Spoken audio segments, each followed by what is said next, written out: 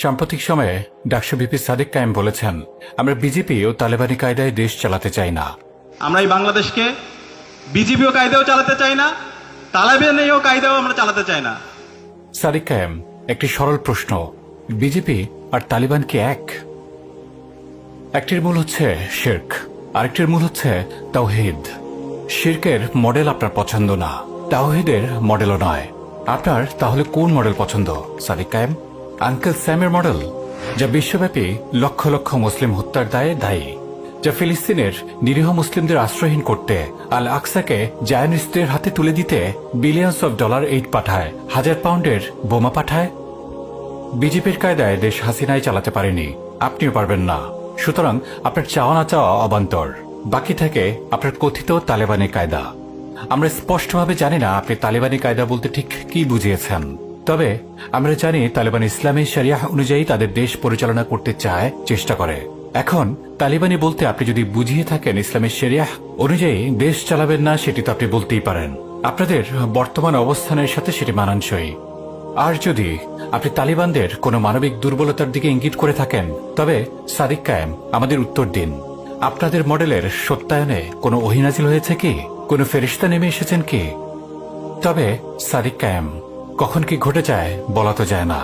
এমনও কি হতে পারে না যে দেশের জনগণই আসলে চায় তারা ইসলামের অধীনে পরিচালিত হতে? শরিয়াই তাদের চূড়ান্ত আকাঙ্ক্ষা। কারণ তারা কথিত গণতন্ত্র, সেকুলারিজমের সমস্ত নোংরা অলিগলি, নির্যাতন, নিপীড়ন, লুটপাট কিংবা বিভিন্ন প্রভুদের মন রক্ষার খেলার খাতিরে দিন ইসলামের অবমাননা দেখে নিয়েছে। তারা প্রমাণ পেয়েছে মানুষের নিরাপত্তা কেবলমাত্র মানুষের রবের বিধান দ্বারাই আসতে পারে। আপনারা প্রগতিশীল যে মডেলের স্বপ্ন দেখেন, আপনাদের সেই মডেলকে এমনকি খুদ প্রগতিশীলরাই হাঁসঝাড়ু বানিয়ে দেয়। যে জামায়াতে ইসলামী খেলাফত চায় না, গণতন্ত্র চায়। জামায়াতে ইসলামী খেলাফতের নীতির ভিত্তিতে একটা আধুনিক গণতান্ত্রিক রাষ্ট্র চায় বলে আমি ডক্টর কালিম, এটা তো পুরোপুরি হাঁসঝাড়ু হইল। আপনারা সেই মডেলকে কি করে জনগণের সামনে পেশ করবেন সাদিক?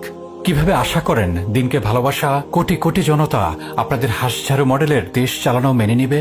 তখন কি আপনার দাবি টিকবে? সাদিক কায়েম, আপনি কি জানেন না দিন রাতসমূহ আল্লাহ পরিবর্তন করেন? আপনি কি সাক্ষী নন মহিলা ফিরাউনকে আল্লাহ পরাস্ত করে বিতাড়িত করেছেন? আপনি কি জানেন না আল্লাহ এই ব্যাপারে অত্যন্ত পরাক্রমশালী যে তিনি চাইলেই আপনাকে এবং আপনার আদর্শকে সমূলে পরিবর্তন করে এমন কাউকে নিয়ে আসবেন যিনি আল্লাহর আদর্শকেই উঁচু করে ধরবে এবং এই ব্যাপারে কাউকে পরোয়া করবে না। সাদিক কায়েম, আপনি ইতিহাসের সাক্ষী হতে পারতেন। আল্লাহ আপনাকে সুযোগ দিয়েছেন। এখন দেখার বিষয় আপনি আসলে কোন পথ বেছে নেন। যিনি আপনাকে সম্মান দিলেন তার পথ নাকি ভিন্ন কিছু? সুন্দর কিছু আয়াতের কথা মনে পড়ে গেল। هل أتى على الإنسان حين من الدهر لم يكن شيئا مذكورا إنا خلقنا الإنسان من نطفة أمشاج نبتليه فجعلناه سميعا بصيرا إنا هديناه السبيل إما شاكرا وإما كفورا।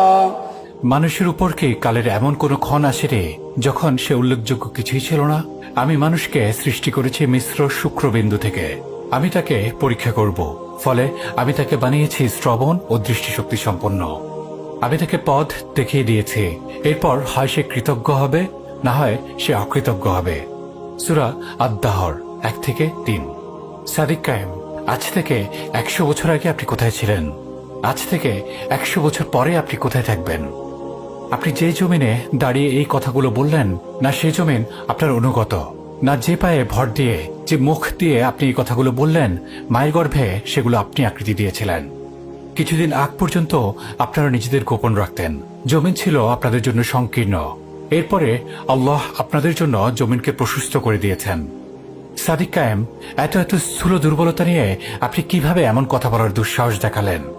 আল্লাহ কতই না সুন্দর বলেছেন, আর দুঃখ দুর্দশা স্পর্শ করার পর যদি আমি তাকে নিয়ামত আস্বাদন করাই, তাহলে সে অবশ্যই বলবে আমার থেকে বিপদ আপদ দূর হয়ে গেছে, আর সে হবে অতি উৎফুল্ল, অহংকারী।